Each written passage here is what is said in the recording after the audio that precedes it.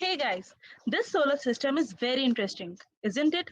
Do you know that Jupiter was the first one to born in our solar system? Let's know more about it with Nandini. Thank you, Astha. Good evening, everyone. I hope you all are doing great. I'm Nandini Kar, and today I'm going to tell you about Jupiter. So let's get started. Jupiter, also known as the gas giant, born from the primordial stardust 4.5 billion years ago, Jupiter was the solar system's first planet. And much like its namesake, the king of the ancient Roman gods, Jupiter was destined for greatness. Jupiter is the fifth planet from the Sun and the largest planet in the solar system. At approximately 11 Earths wide, Jupiter has twice the amount of mass as the other planets put together. But unlike Earth and the three other terrestrial worlds, that is Mercury, Mars, and Venus, Jupiter has no solid surface. It may not even have a traditionally solid core. Rather, this giant planet may have a dense liquid center surrounded by worldwide oceans of hydrogen and helium gases. You can see the composition on the screen. Probably the most iconic feature of Jupiter is a crimson brown storm that's been raging for over 300 years, the Great Red Spot.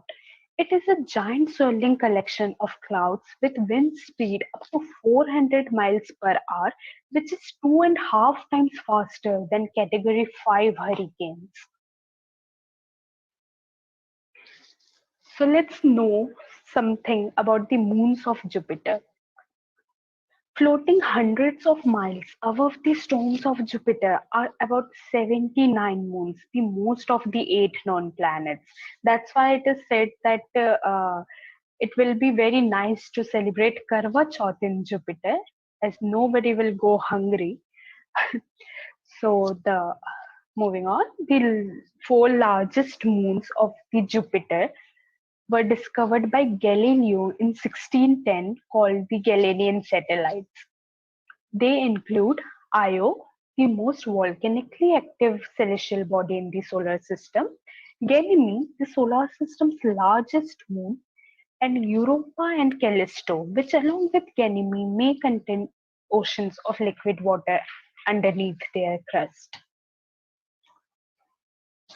So now let's know why Jupiter is called the bodyguard of solar system, or you can simply say asteroid vacuum cleaner. So during the solar system's earliest days, Jupiter, being the first planet to form, attracted and destroyed space debris that would have helped other planets grow in size. Today, that force may serve as a shield by attracting comets and asteroids onto Jupiter's own surface, preventing them from crashing into inner planets like Earth. So, apart from the Sun, Jupiter has become the dominant figure in the solar system, therefore earning its place at the top of the planetary heap as king. So, have you guys heard about that it rains diamond on Jupiter and Saturn? So, let's know the reason behind it. Actually, Jupiter has a very weird climate and it contains lots of methane in it. So, when lightning hits the methane particle present in the Jupiter, methane breaks down to carbon, and due to the presence of high pressure on Jupiter, it gets converted into diamond. So that's why it is said that it rains diamond on Jupiter. But it is theoretically possible for diamonds to rain on Jovian planets, but yet no sound evidence exists to confirm this claim. So let's know about some of the facts about Jupiter. The ancient Babylonians were the first to record their sightings of Jupiter. This was around 7th or 8th century BC. Jupiter has the shortest day of all the other planets.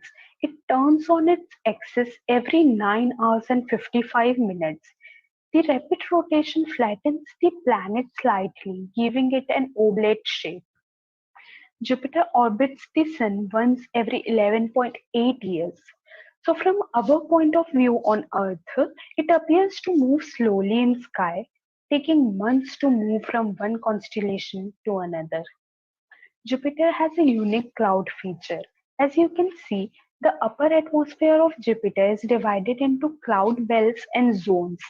They are made primarily of ammonia crystals, sulfurs, and the mixture of two compounds.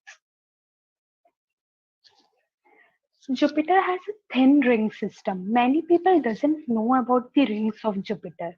But unlike Saturn's more iconic rings, Jupiter's rings are very faint and made of dust rather than ice.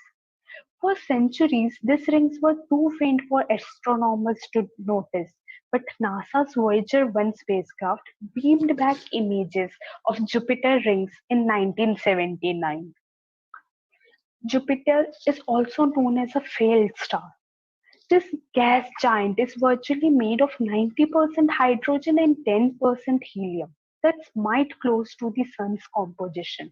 In fact, some people consider Jupiter to be a failed star because Jupiter is already a big boy, but if it were roughly 80 times more massive than it is, it could have collapsed under its own gravity to form a star. Jupiter has the brightest auroras in the solar system. So, from time to time, people are treated to nature's dazzling fireworks show, the aurora borealis, also known as the northern lights. This eye candy phenomena is caused by the collision of energetic charged particles with atoms in high altitude atmosphere.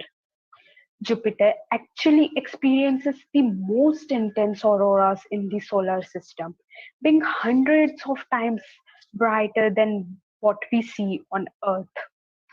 Just like Earth, auroras on Jupiter are caused by solar storms. However, Jupiter has an additional source of its aurora, charged particles being thrown into space by its orbiting moon Io. As we have read that Io is the most volcanically active body in the solar system, which is also famous for many large volcanoes. So, Jupiter has the strongest magnetic field of any planet in the solar system. Like Earth, Jupiter's core is made of active swirling molten materials whose motion generate a magnetic field. According to the measurements performed by NASA, Jupiter's magnetic field is around 14 times stronger than Earth's, making it the most powerful in the solar system. So, till date, there are 9 spacecrafts that have visited Jupiter, namely Pioneer 10 and 11, Voyager 1 and 2, Galileo, Cassini, Ulysses, New Horizons, and the Juno. Juno, the most recent, arrived at Jupiter in 2016. Other future missions may focus on Jovian moons Europa, Ganymede, and Callisto and their subsurface oceans. Okay, so that's all from my side. Moving on to question and answer session. If you have any queries, you can ask, you can write it on chat box. We got a question. Why Jupiter is called the god of thunder? Actually, it was derived from the name of a Roman god, Jupiter. So that god was called the god of sky or god of thunder. That's why it is Jupiter is called the god of thunder.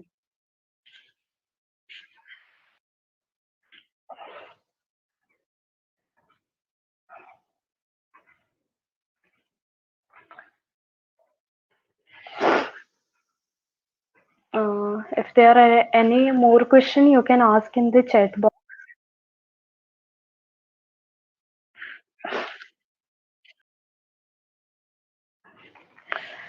Okay, so like on Earth, as cooler gas move through the atmosphere, the swirling intensifies. But there is no solid surface on the Jupiter to slow it down. So when the swirling gases merge into one another, they create a circular storm. That's why it is called the red. Great Redstone.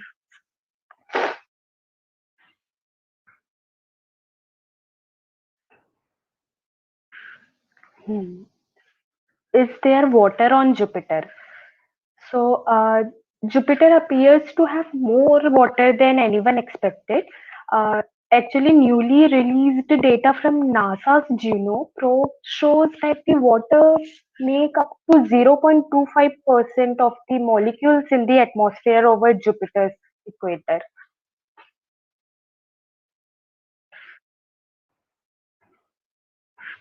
Okay, so we have one more question. Which Galilean satellite is the smallest? So, Europa is actually the smallest Galilean satellite. Its diameter is about 3,100 kilometer. This satellite has an extremely thin atmosphere. Europa takes around 3.5 days to orbit the planet.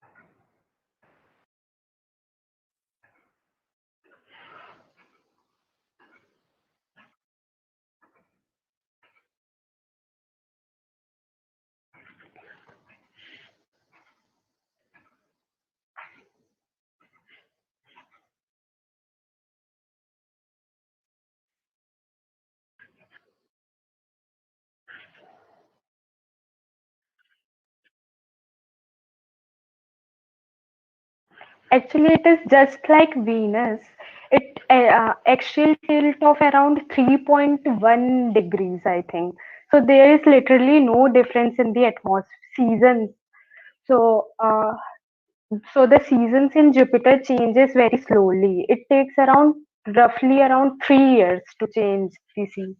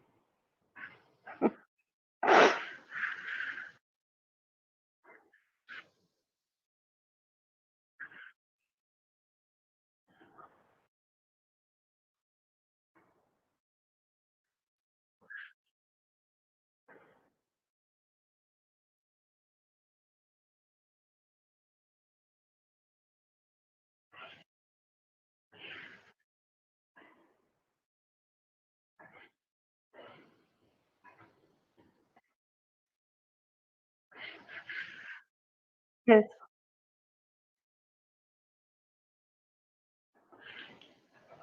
Okay, so actually the Juno spacecraft is built like a tank between it's headed into one of the worst environment in the solar system. So the science instruments are shifted behind 200 kilos of titanium to protect them from Jupiter's extreme atmosphere. So I think that's why Juno can stand the worst atmosphere.